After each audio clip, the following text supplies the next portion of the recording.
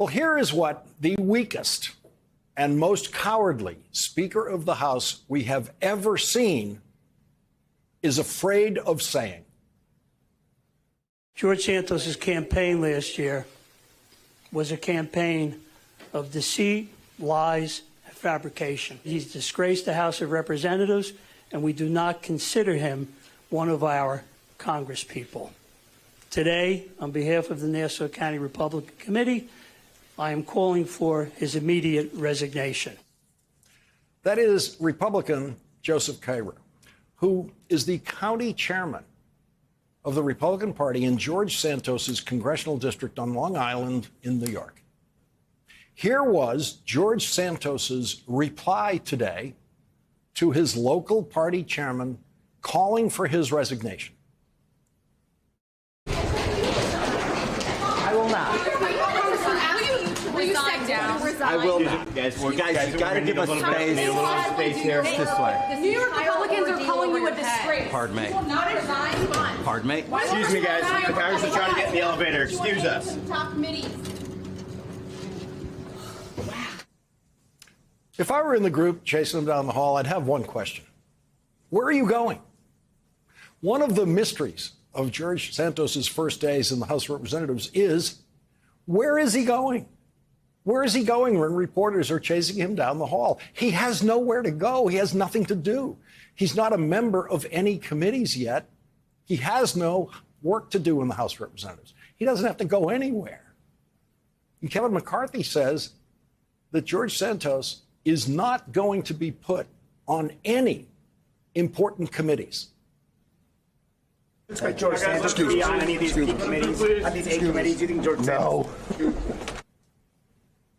The weakest speaker we have ever seen thinks, as you just saw, that the idea of putting George Santos on an important committee is laughable. That's what he did right there after he said no.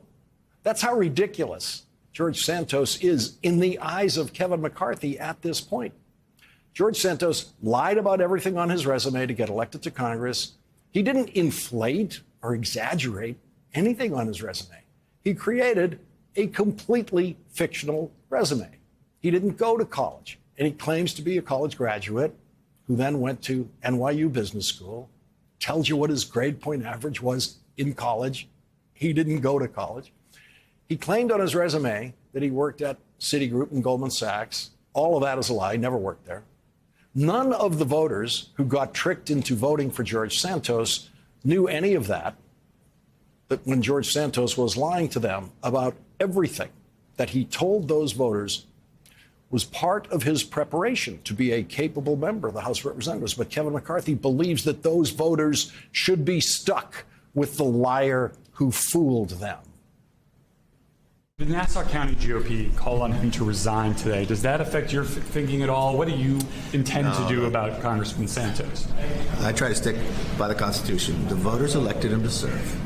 If there is a concern and he has to go through the ethics, we'll let him move through that. But right now, the voters have a voice in the decisions, not where people pick and choose based upon what somebody's press has. So he will continue to serve. Are you going to take any action against him at this point? Are any of these allegations acceptable to you? What are the charges against him?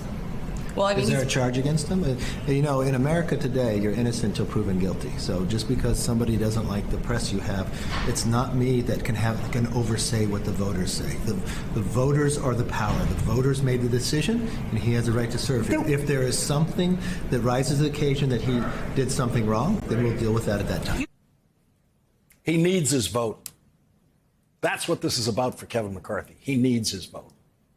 As long as George Santos is a member of the House of Representatives, he will vote exactly the way Kevin McCarthy tells him to every single time.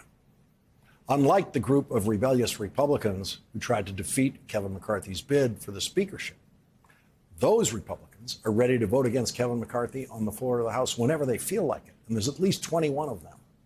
And so, to preserve his speakership and to pass bills on the floor of the House that will never be passed by the United States Senate and never become law, Kevin McCarthy needs George Santos. He needs George Santos for the performance art that Kevin McCarthy is going to perform for 2 years on the House floor. if he remains Speaker that long. Kevin McCarthy needs George Santos to join in the stunt of voting for reckless Republican legislation in the House of Representatives that will never become law.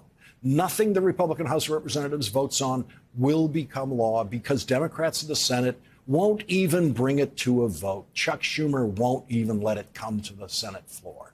So Joe Biden will never have to veto any of the childish junk that Kevin McCarthy will put in legislative language and pass through the House of Representatives with George Santos's vote. George Santos voted, as Kevin McCarthy ordered him to defund the police. The first vote that Kevin McCarthy brought to the House of Representatives was to defund the police. Republicans voted to defund the tax police, the Internal Revenue Service, so that the Internal Revenue Service will be incapable of enforcing tax law against very rich taxpayers with very complicated tax returns. It was purely a stunt, like all Republican legislation that you will see pass the House of Representatives this year. It will not become law. It has no chance of becoming law. Kevin McCarthy is the circus master of a version of the House of Representatives that has no interest in and no capacity to govern. And now George Santos has become the perfect representative to the country of the Republican House of Representatives.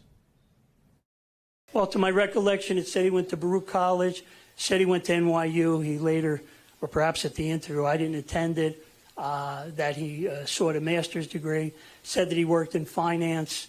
I don't recall, was it Citigroup, I think. Said he was very successful, told me personally that he had made a lot of money at that age and was successful in life. We got into it, started getting personal about the fact that he came from a poor background, but that he was able to be very successful. Told me, I remember specifically, I'm into sports a little bit, that he was a star on the Baruch volleyball team and that they won the league championship. And what can I tell you? Republicans are laughing at George Santos, but the Republican Party is now the Santos Party. That is George Santos's local county chairman of the Republican Party laughing at him. You just saw Kevin McCarthy laugh at George Santos, laugh at the idea of giving George Santos a real committee assignment. Every Republican member of the House now has to answer for George Santos and the Santos Party. And the Republican members of the House who are being most closely pressed on George Santos say he should resign. 4 Republicans in the House of Representatives from the state of New York, 4 members say their colleague from the state of New York, Republican members of the House, say George Santos must resign. Republican Congressman Anthony D'Esposito said in a statement, quote, "I will not associate with him in Congress, and I will encourage others in the House of Representatives to join me in rejecting him."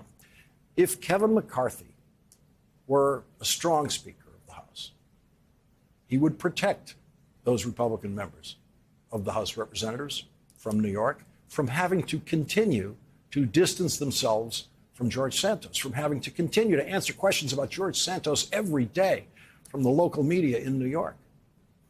That is what a strong Speaker of the House knows how to do for his members. Just ask Anthony Weiner. When Anthony Weiner exposed himself and the House of Representatives to the distraction of having to deal with sexual pictures of Anthony Weiner that he sent to young women who he met on Twitter, Nancy Pelosi didn't ask for a House Ethics Committee investigation. Nancy Pelosi didn't say she couldn't overrule Anthony Weiner's voters. Nancy Pelosi didn't have to be chased down the hall and asked whether Anthony Weiner should continue to serve on House committees. Nancy Pelosi sat Anthony Weiner down and told him to get out. And the next day, Anthony Weiner resigned from the House of Representatives, and no Democratic member of the House of Representatives had to answer another question about Anthony Weiner. That is what a strong speaker is supposed to know how to do. A strong speaker doesn't say, well, his voters voted for him. I can't override them. Anthony Weiner's voters didn't know about that conduct when they voted for Anthony Weiner. And Anthony Weiner won his House seat by a much larger majority than George Santos won his House seat. Speaker of the House of Representatives Nancy Pelosi knew immediately that it was her job to deal with the Anthony Weiner problem. Nancy Pelosi didn't care that she was going to have one less vote in the House of Representatives the next day.